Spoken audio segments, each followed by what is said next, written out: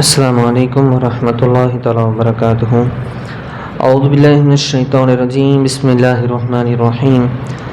5 நிமிட மதரசா குர்ஆன் ஹதீஸின் ஒளியில் 1வது தலைப்பு இஸ்லாமிய வரலாறு. ஹஜ்ரத் மாரியா கிபித்தியா ரலியல்லாஹு அன்ஹா என்ற சஹாபியை பற்றி. ஹஜ்ரத் மாரியா கிபித்தியா ரலியல்லாஹு அன்ஹு அவர்கள் நபி ஸல்லல்லாஹு அலைஹி வஸல்லம் அவர்களின் புதல்வர் இப்ராஹிம் ரலியல்லாஹு அன்ஹு அவர்களை ஈன்ற தாயார் ஆவார்கள். அன்னலார் ஹாத்தில் இப்னு அபு பல்தஆ என்பவர் மூலம் இஸ்கந்தரியாவின் மன்னர் மக்ககூஸ் அவர்களுக்கு ஒரு கடிதம் அனுப்பினார்கள். கடிதத்தை பெற்ற மன்னர் அதை முத்தமிட்டு அன்னலாரின் தூதுத்துவத்தை கண்ணியப்படுத்தினார். ஹாத்திப் ரலியல்லாஹு அன்ஹு அவர்கள் திரும்பி வரும்போது அவர்களிடம் ஏராளமான அன்பளிப்புகளுடன் 3 அடிமை பெண்களையும் மன்னர் கொடுத்து அனுப்பினார். அந்த மூவரில் மாரியா கிபித்தியா ரலியல்லாஹு அவர்களும் அவர் தங்கை சீரீன் ரலியல்லாஹு அவர்களும் இருந்தனர். ஹாத்திப் ரலியல்லாஹு அவர்களின் முயற்சியால் சகோதரிகள் இருவரும் இஸ்லாத்தில் இணைந்த சிறந்த தீன்தாரிகளாக அந்த பெண்மணிகள் ஆனார்கள். அன்னலார் இளையவர் சீரீன் ரலியல்லாஹு அவர்களை ஹஸ்ஸான் ரலியல்லாஹு அவர்களுக்கு வழங்கிவிட்டார்கள். மாரியா கிபித்தியா ரலியல்லாஹு அவர்களை தம் சமூகத்தில் வைத்து கொண்டார்கள். இவர்கள் ஹிஜ்ரி 8ஆம் ஆண்டு துல்ஹஜ் மாதம் அன்னலாரின் மகன் இப்ராஹிம் என்பவரை ஈன்றெடுத்தார். இக்குழந்தை 18 மாதங்கள் மட்டுமே உலகில் இருந்தது. மாரியா கிபித்தியா ரலியல்லாஹு அவர்கள் ஹிஜ்ரி 16ஆம் ஆண்டு முஹர்ரம் மாதம் வஃபாத்தானார்கள். ஜன்னத்துல் பக்கியில் நல்லடக்கம் செய்யப்பட்டார்கள். அந்த ஜன்னத்துல் பக்கி நீங்கள் உம்ரா போகிறப்ப பார்ப்பீங்க, நிறைய கபருங்க இருக்கும். ரொம்ப அது கிலோமீட்டர் கணக்கில் அந்த கபருங்க போகும். சஹாபாக்கள் எல்லாருமே அங்கே தான் அடக்கப்பட்டிருக்காங்க. கிட்டத்தட்ட 10,000 சஹாபாக்கள். அதாவது எப்படி சொல்ல போனால் அந்த காலத்தில் விசாசம் காலகட்டத்தில் அதுதான் கபிஸ்தான். அப்போ 1400 வருடங்களாக இருக்குது. அப்போ அவ்வளோ சஹாபாக்கள் அடக்கம் பண்ணியிருக்காங்க. ஒரு சில இடத்துக்கு போனால் அப்படி ஒரு வாசம் அடிக்கும்.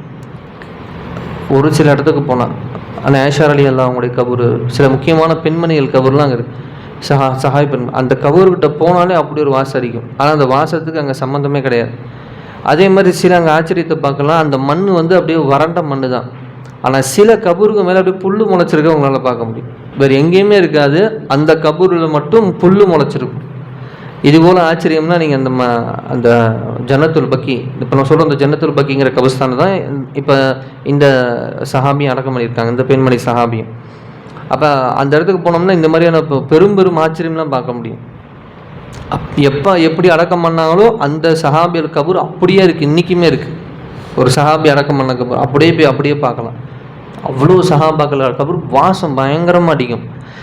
எப்பயோ அடக்கம் பண்ணவங்க, பராமரிப்பெல்லாம் பெருசாக இருக்காது, ஆனால் பார்த்தா அப்படி ஒரு வாசம் அடிக்கும். இதான் அந்த ஒரு ஆச்சரியம் தான். அங்கே போய் பார்த்தா தெரியும் நமக்கு விஷயம். அல்ல அந்த பாக்கியத்தை நம்ம கொடுக்கணும். 2வது தலைப்பு அல்லாஹ்வின் ஆற்றல். ஒட்டகத்தில் அல்லாஹ்வின் வல்லமை. அல்லாஹ் தஆலா இவ்வுலகில் பல்வேறு பிராணிகளை படைத்துள்ளான். அவற்றில் ஒட்டகமும் ஒன்று. ஒரு வாரத்திற்கான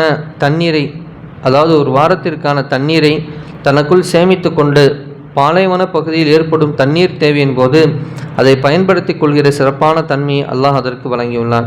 மேலும் பாலை மணலில் கால்கள் புதைத்து விடாதவாறு மிருதுவான கால்களையும் வழங்கியுள்ளான். இதனால் நடப்பதிலும் ஓடுவதிலும் அதற்கு சிரமம் ஏற்படுவதில்லை.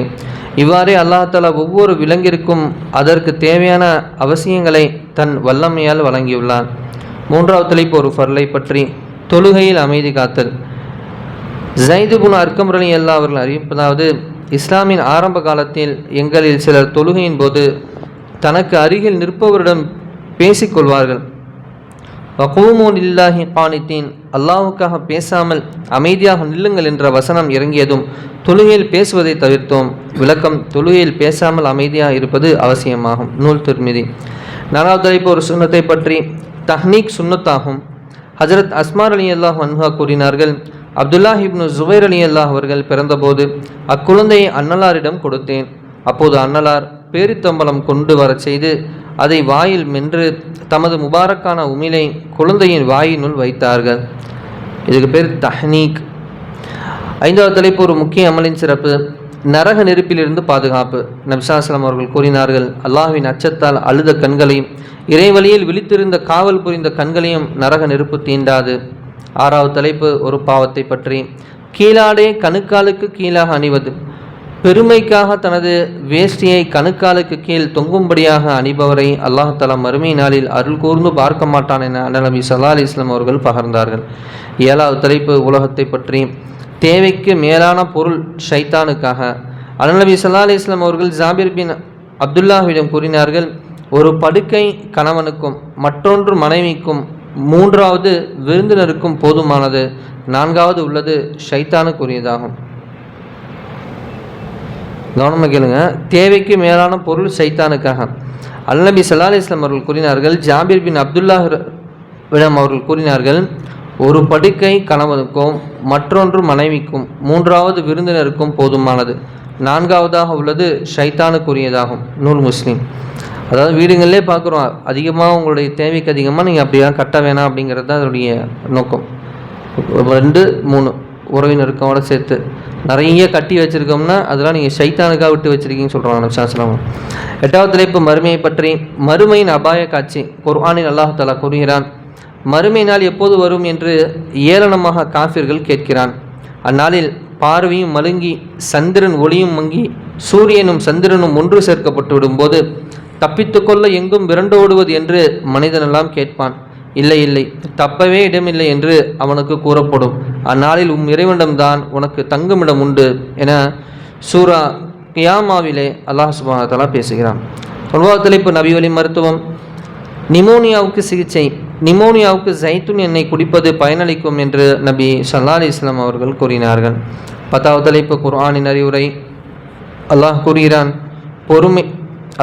கூறுகிறான், பெருமைக்காகவும் மனிதர்களுக்கு காண்பிப்பதற்காகவும் தங்கள் வீடுகளிலிருந்து வெளிக்கிளம்பி மக்களை அல்லாஹ்வுடைய பாதையிலிருந்து தடுத்தார்களே, அவர்களை போன்று நீங்கள் ஆகிவிடாதீர்கள்.